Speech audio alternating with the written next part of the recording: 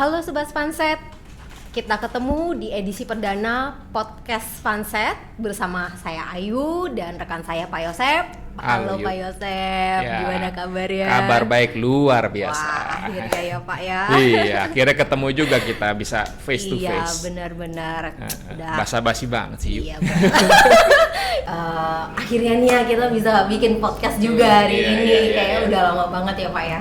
Waktu itu kita sempat sebelum pandemi ya, sebelum pandemi kita coba pikirin apa ya, kayaknya bikin podcast seru nih ya. Bapak waktu itu sempat kepikiran gitu ya, akhirnya karena pandemi terus susah ya waktu itu kan, aksesnya terbatas, akhirnya kita sekarang udah bisa lebih punya waktu dan bisa aksesnya juga sudah bisa ya udah recover semuanya, kita bisa ketemu face to face. Iya, akhirnya.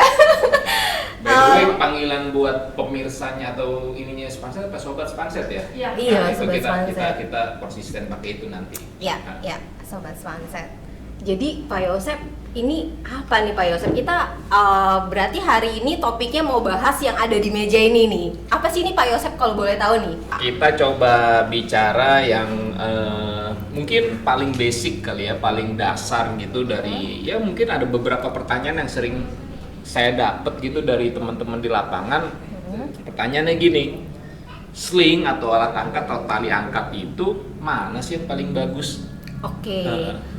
Mana yang paling bagus itu maksudnya jadi ada beberapa jenis alat angkat tuh Pak ya yang biasa dipakai di lapangan. Jadi kan gini, kalau di teman-teman di lapangan kan kalau dengar kata sling tuh asosiasi pertamanya tuh kan wire rope ya, wire rope sling gitu. Nah, semua sling disebut wire rope gitu. Ayu sendiri gimana? Udah paham belum? Wire rope. Nah, wire rope tuh apa tuh Pak Yosep? Kalau maksudnya di sini ada yang warna ungu-ungu nih. Ini apa sebutannya? Terus wire rope itu apa? Yang pasti bukan terong. Oh iya. Nggak semua yang ungu itu terong. Oh iya. Ya? Benar. Oke, jadi gimana Pak Yosep? Kalau coba saya sharing gitu ya. Jadi kalau kita bicara sling itu kan bahasa Inggris. Bahasa Indonesianya kan tali. Nah, tali ini untuk ngangkat nih ceritanya. Nah, sejarahnya itu atau saat ini di dunia tuh ada 3 jenis material. Jadi kalau kita bedakan ada 3 material utama ya untuk dijadikan sling. Yang pertama manusia atau orang itu bikin yang namanya rantai ya, dari metal, dari besi ya. Nah, kemudian dirangkai jadi rantai. Ya, itu yang kita kenal sekarang chain sling kalau bahasa Inggrisnya. Ya. Kemudian setelah itu dari rantai, mesin industri makin bagus, rantai kan gede-gede tuh, berat. Nah, dibuatlah dari rantai itu ada pengembangan berikutnya jadi wire rope dari kawat, ya seperti kabel. Ya. Sama-sama dari metal ya? Dari metal. Nah, jadilah itu yang paling umum kita dengar atau kita sering gunakan wire rope sling gitu. Ya. Nah, kemudian selanjutnya karena ini resources dari alam ya, besi, rantai dan tadi kawat baja atau wire rope itu bahan bakunya adalah iron, besi ya, ditambang itu kan bisa habis kan. Nah, kemudian pengembangan berikutnya terciptalah atau mulai jadi inovasi dari man-made fiber atau serat buatan manusia, sling yang terbuat dari serat buatan manusia, bahasa kerennya man-made fiber. Nah, yang kita lihat sekarang ini adalah sling yang terbuat dari serat buatan manusia atau bahasa simpelnya textile sling atau yang kita sering dengar juga synthetic sling gitu. Wah, ini Pak Yosep yakin nih bisa sampai 1 ton Pak Yosep dengan bahan polyester sintetik seperti ini? Nah, jadi saya terangin dikit ya, saya coba cerita nih. Jadi masing-masing tadi dari rantai, wire rope sampai sintetik itu pada prinsipnya bisa dijadikan sling, dijadikan tali untuk mengangkat objek, bukan ngangkat dosa ya. Oke. Nah, apalagi ngangkat air nggak bisa. Oke. Gitu. Nah, Jadi, nah masing-masing ini karena di industri mensyaratkan bahwa kekuatan itu perlu diverifikasi, masing-masing punya standarnya tuh yuk. Ya, kayak chain sling atau rantai, dia ada standarnya. Yang umum kita kenal itu standar yang berlaku IN 818. IN itu singkatan dari European Norm, standar Eropa 818. Itu secara umum dia mengatur tentang rantai dan tali yang terbuat dari rantai untuk mengangkat. Ya, jadi sling yang terbuat dari rantai untuk mengangkat objek, gitu. Kemudian standar berikutnya untuk wire rope. Wire rope juga macam-macam penggunaannya, tapi untuk wire rope yang digunakan sebagai sling ada salah satu standarnya adalah IN 13414. Gitu. Ya. Nah, khusus untuk sintetik atau textile sling yang kita lihat di sini juga terdiri dari berbagai macam standar di dunia. Nah, salah satunya yang Spanset buat atau kita di Indonesia, Spanset Indonesia buat adalah standar sling, standar sintetik sling atau textile sling yang mengacu kepada IN standar 1492 gitu. Berarti Pak Yosep tadi kan Pak Yosep bilang ada berbagai standar di berbagai macam negara ya. Pertanyaannya kenapa maksudnya tadi Pak Yosep sebutkan itu semuanya mengacunya ke European norm ya, standar Eropa. Kenapa itu? Dan kemudian pertanyaan berikutnya apa tuh namanya? Standar di negara yang lain tuh apa aja gitu. Mungkin Pak Yosep juga bisa kasih sharing nih ke Sobat Spanset. Oke. Jadi yang tadi saya sebutkan, European Norm itu adalah salah satu standar yang ada di dunia. Jadi kalau kita tahu dunia ini kiblatnya ada dua, yang utama Amerika dan Eropa. Ya. Jadi di standar di Amerika sendiri juga ada standar Amerika untuk rantai, untuk chain sling itu ada. Gitu. Untuk wire rope pun demikian, ada standar Amerika yang mengatur tentang wire rope sling itu ada, termasuk sintetik sling atau textile sling ini ada juga standar Amerika. Jadi gini, setiap negara itu punya standarnya masing-masing. Tapi kalau kita kerucutkan, dunia ini itu berkiblat kedua tuh, Eropa dan US, Amerika. Ya, nah yang tadi saya sampaikan kenapa Eropa itu karena kebetulan Spanset Indonesia, Spanset sendiri kan ini Sobat Spanset udah tahu kan ya, Spanset Indonesia adalah bagian dari grup internasional. Memang basisnya kami atau headquarter kami ada di Switzerland di Eropa, ya. Tapi bukan berarti kita cuma mengadop standar Eropa, karena ada juga Spanset Amerika yang beroperasi di Amerika dan dia bekerja atau dia memproduksi barang-barang dengan standar Amerika. Juga ada Spanset Australia. Ya, udah tahu ya, ada Spanset Australia. Itu juga ada standar Australia. Oke, balik lagi ke sini pemahamannya. Jadi kalau tadi kenapa Eropa, kebetulan untuk standar Eropa itu yang kita anut, kita complies, Spanset Indonesia complies ke IN standar ya, khusus untuk pembuatan textile sling ini ya. Nah, itu yang mungkin akan lebih banyak kita sharingin. Nah, terus mungkin ada preferensi kalau standar Amerika gimana atau di Indonesia seperti apa gitu mungkin ya. Ini kalau saya temukan di market selama saya berkarir di bidang ini, memang lebih banyak cenderung barang-barang yang dipakai di industri angkat khususnya textile sling ini itu dari Eropa, dari mengacu kepada standar Eropa. Itu ya di Indonesia ya Pak ya. Di Indonesia lebih banyak yang standar Eropa. Oke, kalau di standar sendiri Pak, apa aja sih yang diatur? Oke. Masing-masing standar sebenarnya kurang lebih strukturnya atau klausul-klausul yang ada di dalam standar itu kurang lebih sama. Yang pertama itu biasanya diatur scope. Scope itu, ini standar nomor XYZ ini ngatur tentang apa sih? Oke, saya ambil contoh ya. IN 1492, min 1. Itu scope-nya adalah mengatur tentang textile sling yang akan digunakan untuk mengangkat yang terbuat dari serat sintetik, serat buatan manusia, gitu. Dalam bentuk ini, flat webbing ya. Ini flat webbing. Nah, 1492-nya ini tentang sobat Spanset bisa lihat ini disebut round sling. Nah, jadi IN 1492 itu ngatur tentang textile sling yang terbuat dari serat sintetik buatan manusia dengan bentuk round sling. Nanti kita lihat lebih detail yuk. Oke. Ya. Nah, kebetulan Pak Yosep tunjukin nih kedua produk ini. Apa nih Pak bedanya antara tadi Pak Yosep sebut ini webbing sling ya, dan yang ini disebut round sling gitu. Apa nih Pak perbedaannya? Perbedaan paling mendasar ya, sobat Spanset bisa lihat di sini. Ini mungkin karena yang saya pegang ini barangnya kecil 1 ton karena ya demi kepraktisan aja ya. Kita lihat di sini bentuknya pipih dia. Flat. Makanya disebut flat webbing sling. Ya.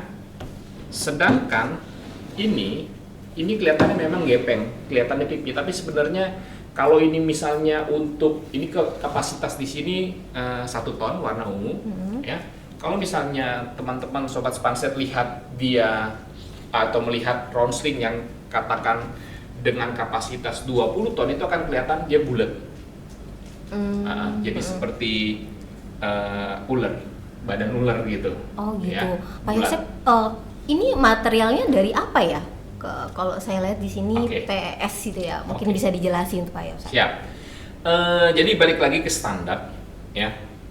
Amerika, Eropa, dan Australia, standar Amerika, Eropa, Australia yang mengatur tentang synthetic sling atau textile sling. Itu di ketiga standar itu menyatakan begini. Material yang diizinkan digunakan sebagai material pembuat sintetik sling atau textile sling itu cuma ada 3. Yang pertama polipropilen (PP), yang kedua PA, simbolnya PA itu polyamid, itu nilon. Yang ketiga itu polyester, simbolnya PS. Yang Ayu lihat tadi PS itu polyester. Jadi dengan melihat identifikasi atau label identifikasi, kita bisa tahu ya, itu terbuat dari polyester. Ya. Ada nggak Pak Yosep yang webbing sling ini yang pakai material selain polyester? Tadi kan sebenarnya di standar sendiri itu diizinkan ya? Iya, boleh. Ceritanya atau jadi gini, standar mengizinkan pembuat atau pabrik itu memilih mau menggunakan polipropilen atau PP, menggunakan polyester atau menggunakan nilon PA. Masing-masing ketiga jenis material ini punya karakteristiknya sendiri-sendiri. Kapan harus pakai polyester, kapan harus pakai PP ataupun nilon? Baik. Sebenarnya nggak ada ketentuan kapan, tapi kita melihat adalah jadi gini. Kalau kita melihat market secara global, sebelum saya masuk ke market, jadi mungkin kalau kita lihat apa sih, mungkin sobat Spanset juga punya pertanyaan loh. Oh, saya baru tahu nih, ada polyester, ada nilon, ada PP. Saya coba terangkan dulu ya, masing-masing ini punya karakteristik apa aja. Polyester secara naturalnya, dari secara nature-nya, dia itu punya elongasi, atau kalau kita tarik dia akan memanjang, itu disebut elongasi. Itu kecil dibandingkan nilon. Ya, karakteristik nilon dia lebih elongate, lebih mulur kalau ditarik. PP elongasinya juga rendah. Ya, kemudian secara working temperature, ya, suhu di mana barang ini bisa dipakai. Working temperaturnya polyester dan polyamid nilon itu dari minus 40 sampai range-nya dari minus 40 derajat Celcius sampai 100 derajat Celcius. Ya. Itu working temperature dari polyester dan polyamid. Ya, nilon dan polyester. Sama berarti ya? Sama, working temperaturnya sama. PP dia sedikit lebih rendah. Working temperaturnya minus 40 sampai 80 derajat Celcius. Nah, seperti itu. Selain working temperatur, apalagi Pak Yosep? Yang membedakan berikutnya ini adalah ketahanan terhadap bahan kimia. Ya, polyester dia musuh utamanya itu adalah bahan kimia yang sifatnya alkalin basah, pH-nya di atas 7, gitu. Sedangkan nilon musuh utamanya adalah bahan kimia yang sifatnya asam, pH-nya di bawah 7. Polipropilen PP relatif oke, baik di lingkungan asam atau basah. Nah, pasti bingung kan mana yang the best kan? Iya, berarti maksudnya kalau saya coba tarik kesimpulan dari penjelasannya Pak Yosep nih, waktu kita mau tentukan, oh kita mau pakai material yang mana sih gitu, berarti kita harus cek dulu nih aplikasinya di lapangan, kita terpapar suhu berapa derajat misalnya, atau kita mau terpapar bahan kimia apa gitu ya Pak Yosep ya, baru kita bisa tentukan bahannya apa, material gitu, yang terbaik yang paling cocok gitu. Betul sebenarnya nggak perlu terlalu ribet seperti itu sih. Jadi sebenarnya gini, jadi kalau melihat ketersediaan barang ini di market, ya, atau kalau saya atau kita di Spanset nih sebagai pembuat, kita lihat market dunia itu mungkin bisa saya katakan kalau dari segi material untuk textile sling atau sling yang terbuat dari serat sintetik itu lebih banyak didominasi atau mungkin persentasenya di atas 80% pabrikan itu membuat dengan material polyester dibanding nilon. Paling sedikit itu polipropilen. Nanti saya coba terangkan satu-satu ya. Jadi polyester kenapa? Karena dia relatif ada satu lagi kekurangannya nilon atau less preferable-nya nilon adalah waktu kena air kekuatannya ada berkurang. Gitu. Jadi kalau dalam keadaan basah kena air, nilon itu kekuatannya berkurang. Jadi secara karakteristik material, secara alami, secara naturalnya, polyester itu lebih unggul dari ketiga jenis material ini. Makanya mayoritas menggunakan polyester. Betul, kecuali negara-negara yang kiblatnya ke Amerika atau pabrikan yang Amerika lebih senang nilon. Oh gitu. Kenapa tuh Pak? Kenapa lebih suka nilon kalau karena kan yang nemuin nilon orang Amerika? Oh gitu. Enggak juga ya. Enggak juga. Oke. Nah, kalau misalnya untuk yang pemakaian berulang Pak Yosep, ini kan materialnya kalau saya lihat kayaknya kalau untuk ngangkat-ngangkat beban-beban atau barang-barang yang agak tajam, kayaknya mudah kayak sobek gitu ya. Nah, gimana tuh cara nentuin memastikan si webbingnya ini atau ronslingnya ini waktu kita pakai lagi itu masih aman Pak Yosep? Oke. Ya, kembali kalau tadi pertanyaannya Ayu, ada yang bisa dipakai berulang, ada yang sekali jalan.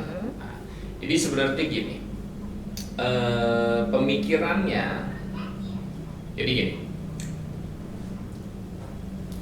sekali jalan atau sling yang cuma digunakan satu kali itu tujuannya adalah untuk memudahkan proses bongkar muat dari gudang asal sampai di gudang tujuan, sehingga barangnya yang akan dibongkar muat itu dari awal itu sudah dilengkapi dengan tali. Nah, karena ini sekali jalan atau si pengirim ini tidak mengharapkannya slingnya kembali lagi, ya tentu saja untuk menekan biaya dia mesti memikirkan gimana menghemat biaya tersebut ya, karena kan itu akan masuk ke dalam biaya produksi dan ongkos kirim gitu kan. Nah, maka diciptakanlah atau lahirlah di situ disebut disposable sling yang sebagian besar memang dibuat dari material polipropilen PP. Kenapa? Karena memang secara nature si PP ini lebih murah daripada nilon dan polyester. Murah bukan berarti tidak safe. Tetap itu ada standar-standar minimum yang ditentukan.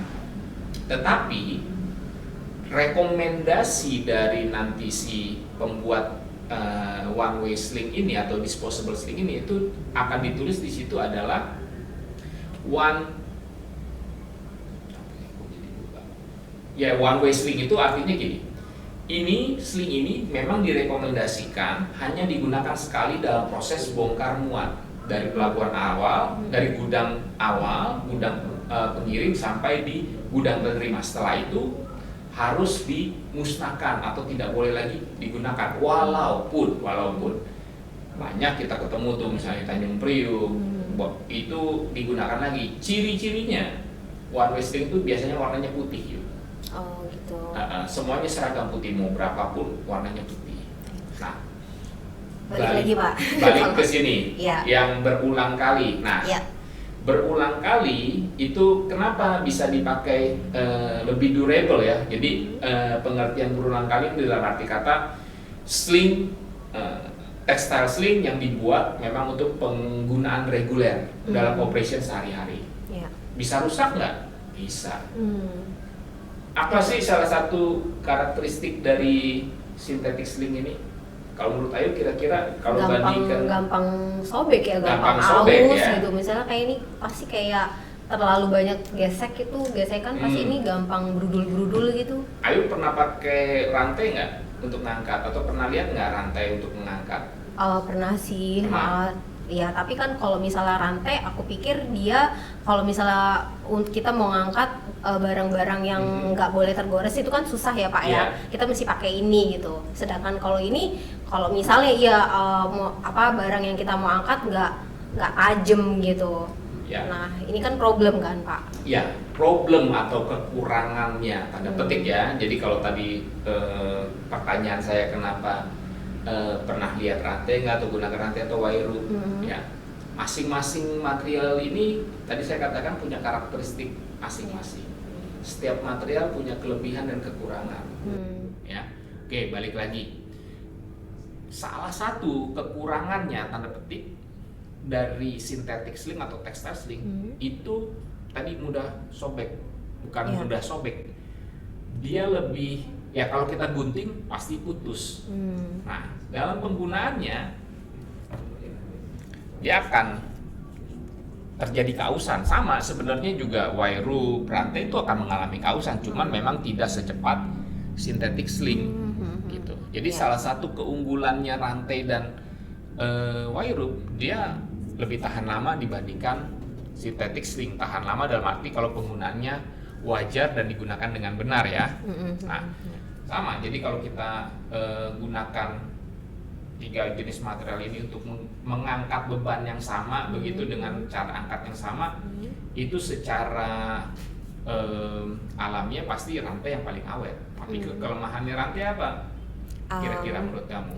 Kelemahannya rantai berat kali ya? Berat, mahal, ya, mahal banget, tapi awet sekali gitu. Kalau wire rope menurut kamu apa?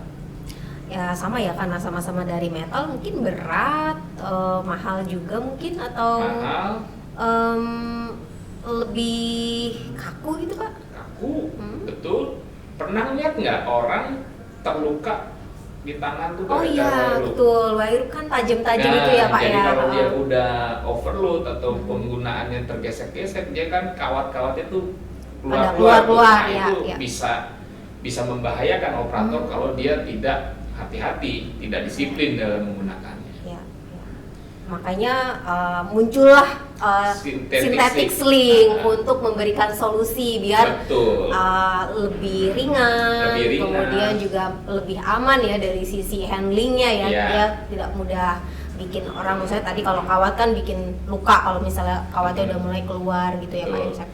Jadi 3 jenis material ini semua tadi saya katakan punya karakteristik dan punya kelebihan kekurangan masing-masing ya. Tetapi tidak ada yang the best. Yang the best adalah apa aplikasi Sobat Spanset. Baru dari situ kita cari dalam pembuatan lifting plan. Jadi kalau Sobat Spanset mau mengangkat sebuah muatan, ya, Ayu mau mengangkat sebuah muatan, ya sebelum main beli aja, beli barang, nggak bisa begitu. Harus ada step-stepnya tuh. Ya. Risk assessment dan bikin lifting plan. Baru dari situ kita